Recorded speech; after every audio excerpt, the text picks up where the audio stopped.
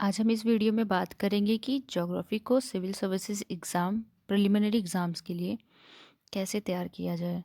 तो सबसे पहले आप क्लास 6 to 12 की एनसीईआरटी ज्योग्राफी की थॉरली पढ़ लें। उसको एक नहीं दो दो या तीन बार पढ़ लें और क्लास 6 से लेके 10th तक के उसके शॉर्ट नोट्स तैयार कर लें।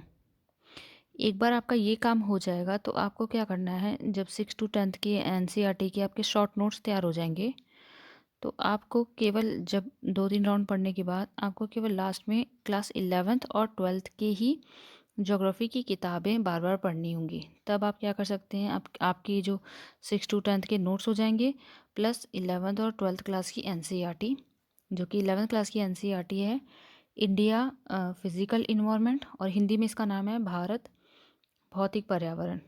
11th में 2 एनसीईआरटी है, ये मैंने पहली बताई। दूसरी एनसीईआरटी है फंडामेंटल्स ऑफ फिजिकल ज्योग्राफी, जिसका हिंदी में नाम है भौतिक भूगोल के मूल सिद्धांत। इसके साथ क्लास 12th की भी 2 एनसीईआरटीज़ हैं। पहली है फंडामेंटल्स ऑफ ह्यूमन ज्योग्राफी, जिसका हिंदी में नाम मानव भूगोल के मूल सिद्धांत है। और दूसरी एनसीईआरटी है India people and economy, Bharat लोक और अर्थव्यवस्था, हिंदी में इसका नाम है। आपको ये फिर लास्ट में ये जो मैंने 4 एनसीईआरटीज़ बताई, क्लास 11th की 2 और क्लास 12th की 2, लास्ट में आपको इन्हीं दोनों पे रिलाई करना है।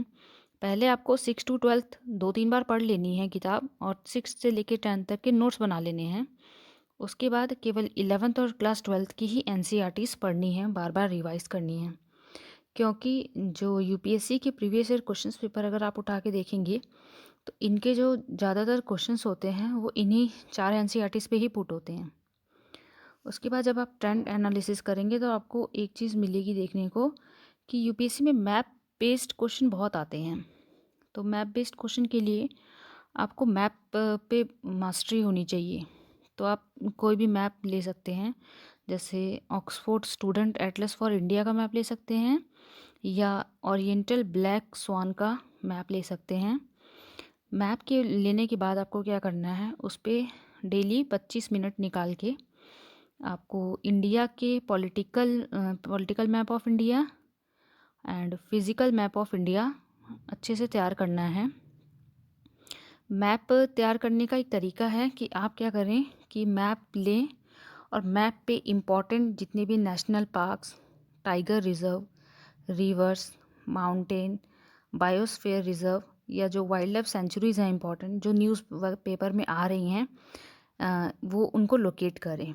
या वो किसी स्टेट में हैं, इस तरह से भी क्वेश्चन पूछे जाते हैं, या उनका लोकेशन पूछा जाता है। इस तरह पे क्वेश्चन आप मैप से तैयार कर लें। इसके अलावा आप क्या कर सकते हैं, इंडिया के फिज़िकल और एंड पॉलिटिकल मैप और वर्ल्ड के फिज़िकल एंड पॉलिटिकल मैप को, बड़े वाले मैप को ख़रीद के अपने रूम में चिपका लीजिए।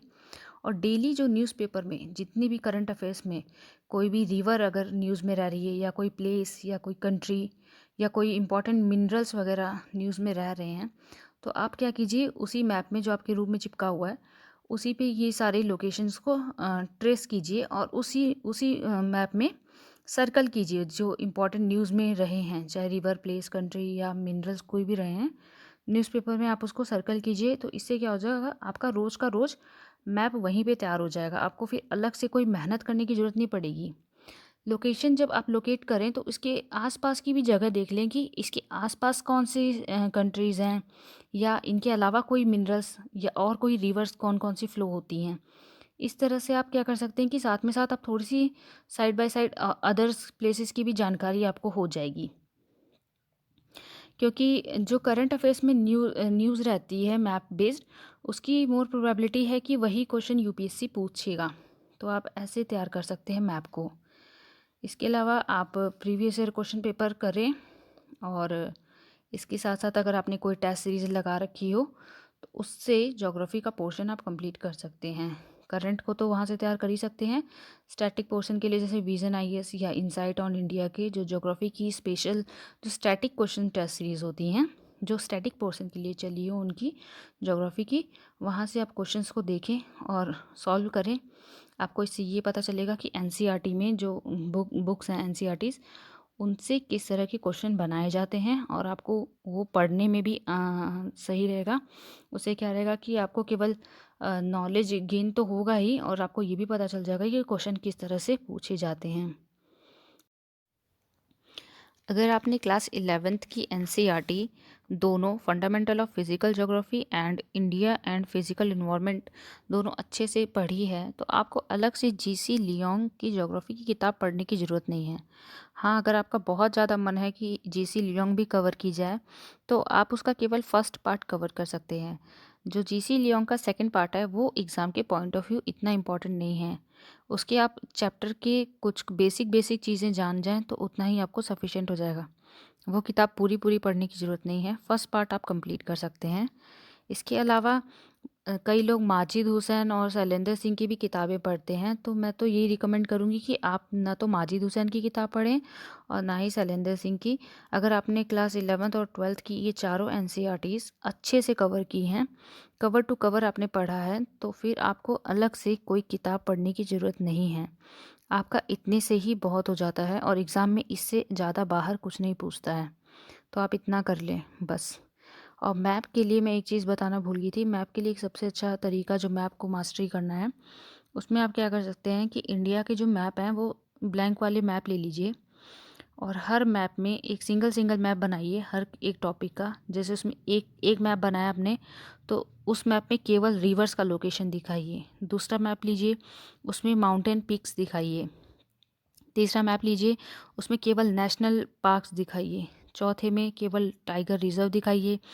और इसी तरह आप मैप सिंगल सिंगल टॉपिक पे सिंगल सिंगल मैप लीजिए। किसी में बायोस्फीयर रिजर्व दिखाइए, किसी में वाइल्ड लाइफ सेंचुरी दिखाइए। इस तरह से आप बनाएंगे तो आपका क्या हो जाएगा कि ऐसे 20-25 आपके मैप तैयार हो जाएंगे, और एग्ज़ाम जब तक आएगा आपके वही मैप आपको बहुत हेल्प करेंगे। बस मैप के लिए इतना ही कवर कर लीजिए, इतना बहुत है। Thank you.